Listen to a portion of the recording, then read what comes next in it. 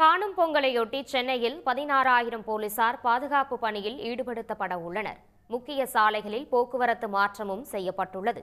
காணும் பொங்கல் தினத்தன்று மக்கள் குடும்பத்துடன் கடற்கரை, பூங்காக்கள், வணிக வளாகங்கள் உள்ளிட்ட பொழுதுபோக்கு தலங்களில் ஒன்று கூடுவது வழக்கம். இதையொட்டி மெரினா, பெசன்ட் நகர், திருவான்மியூர் கடற்கரை பகுதிகளில் விரிவான ஏற்பாடுகள் செய்யப்பட்டுள்ளன. கடலில் குளிக்க தடை விதிக்கப்பட்டுள்ள நிலையில் மெரினாவில் கலங்கரை விளக்கம் முதல் கண்ணகி சிலை வரை தடுப்புகள் அமைக்கப்பட்டுள்ளன.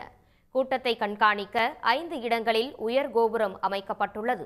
ட்ரோன் மூலமும் கண்காணிக்க நடவடிக்கை மேற்கொள்ளப்பட்டுள்ளது.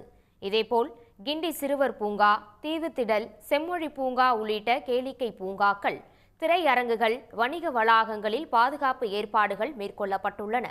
முக்கிய சாலைகளில் போக்குவரத்து மாற்றமும் செய்யப்பட்டுள்ளது. சென்னையை அடுத்த வண்டலூர் உயிரியல் பூங்காவிற்கு அதிக அளவில் மக்கள் வருவார்கள் என எதிர்பார்க்கப்படுவதால் அங்கும் கூடுதல் ஏற்பாடுகள் செய்யப்பட்டுள்ளன. வெளி ஸ்டாஃபுங்களை அவங்க பார்வையாளர்கள் வெயிட்டிங் பண்ணாமல் லைனில் நிற்காமல் போகிறதுக்காக ரெடி பண்ணியிருக்கிறோம். அதே மாதிரியே ஆன்லைன் டிக்கெட்டும் எடுத்துகிட்டு போயிடலாம். அவங்களுக்கு உண்டான பார்வையாளர் வரவங்களுக்கு தண்ணீர் வசதி, கழிப்பிட வசதி கொடுத்துருக்கோம். ஹெல்த் டிபார்ட்மெண்ட்டை வச்சு அவங்களுக்கு ஃபர்ஸ்ட் எய்டு உதவி வச்சுருக்கிறோம். மதுபோதையில் வாகனங்களை ஓட்டுபவர்களை கண்டறிந்து நடவடிக்கை எடுக்க சிறப்பு வாகன தணிக்கை குழுக்கள் ஏற்படுத்தப்பட்டுள்ளன.